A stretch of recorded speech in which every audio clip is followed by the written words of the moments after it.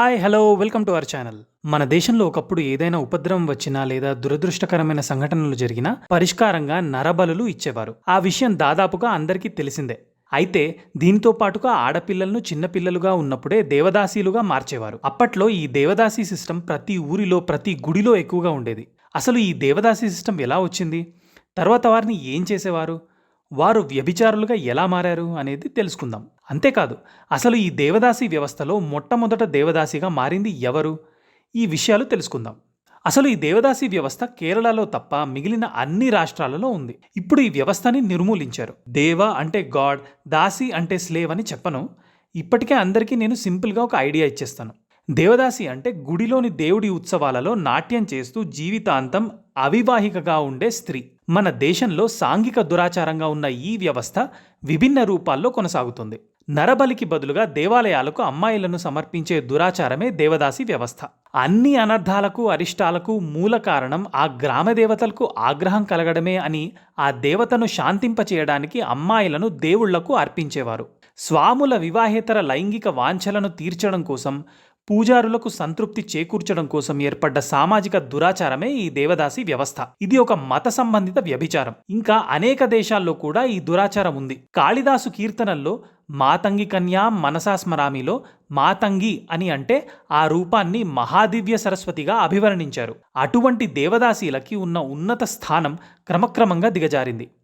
నేడు దేవదాసీలు ఎక్కువగా ఆలయ వ్యభిచారంతో ముడిపడి ఉన్నారు.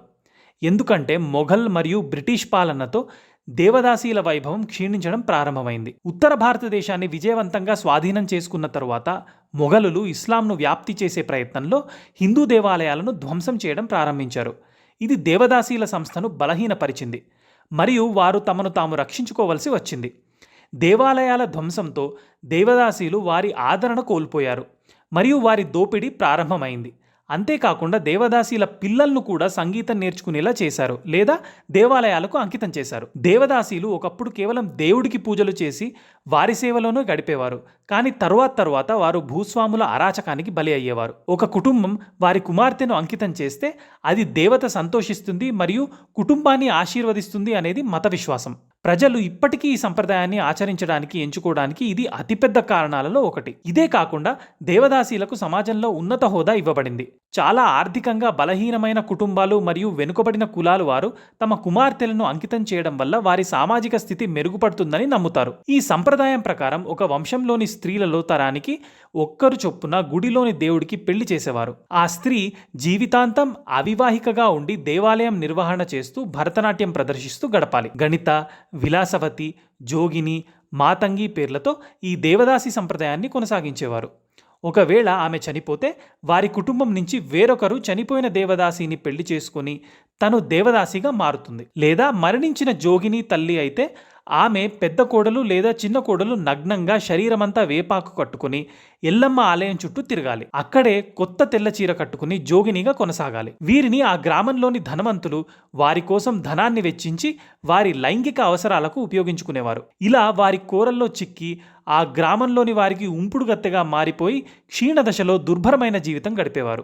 జోగినుల జీవితం చాలా కఠినంగా ఉండేది. జోగినులు ప్రతి శుక్రవారం, మంగళవారం స్నానం చేసి దేవాలయంను శుభ్రం చేయాలి. ఆ 2 రోజులు ఒక్కపూటే భోజనం చేయాలి. ఆ 2 రోజుల్లోనే ఊరిలో యాచించి వారమంతా గడపాలి. 10వ శతాబ్దంలో ట్రావెన్కోర్, తంజావూరు సంస్థానాల్లో 400 మందికి పైగా దేవదాసీలు ఉండేవారు. రాజులు మద్యం తాగుతూ నాట్యగత్తెల నాట్యాన్ని ఆస్వాదిస్తూ విందులు, వినోదాలు జరుపుకునేవారు. 6వ మరియు 13వ శతాబ్దాల మధ్య దేవదాసీలు సమాజంలో ఉన్నత స్థాయి మరియు గౌరవాన్ని కలిగి ఉన్నారు. కళలకు రక్షకులుగా పరిగణించబడుతూ ఉండేవారు. వారు సంపన్నులు.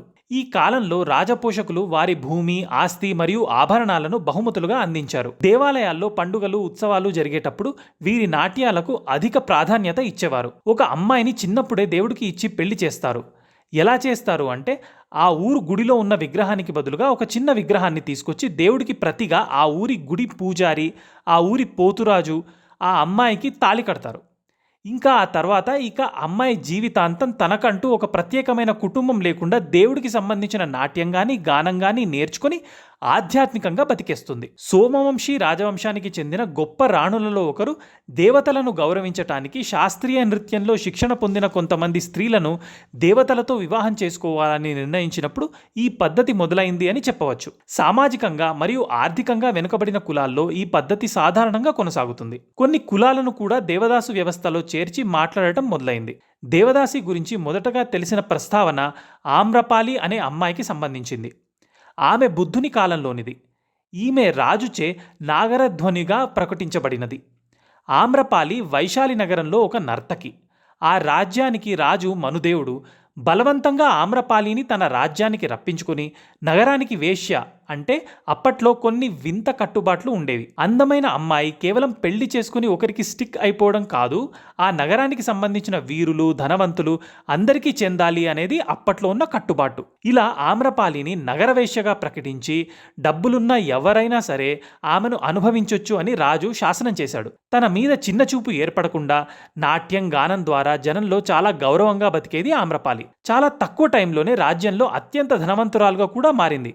తన పరిస్థితులకు ఎదురు తిరిగి మగధరాజైన బింబిసారుణ్ణి వివాహం చేసుకుంది. అతని ద్వారా విమలకొండన్న అనే కుమారుడికి జన్మనిచ్చింది. తరువాత గౌతమ బుద్ధుని బోధనలు విని ఆయనకు శిష్యురాలుగా మారి తన జీవితాంతం ఆయనకు సేవలు చేసుకుంది. ఈ వ్యవస్థని సుబ్బరామన్, కృష్ణయ్య, యామిని, పూర్ణతిలకం, నాగరత్నమ్మ వంటి సంఘ సంస్కర్తల సహకారంతో ముత్తు లక్ష్మీరెడ్డి దేవదాసి వ్యవస్థకు వ్యతిరేకంగా దశాబ్దాల పోరాటం ఫలితంగా 1947లో నాటి మద్రాస్ రాష్ట్రంలో దేవదాసి నిషేధ చట్టం రూపొందించింది. ఈ చట్టం ప్రకారం దేవదాసి వ్యవస్థ పూర్తిగా నిషేధం. ఎవరైనా ఈ వ్యవస్థను ప్రోత్సహిస్తే వారికి 3 ఏళ్ల జైలు, 3000 జరిమానా విధిస్తారు.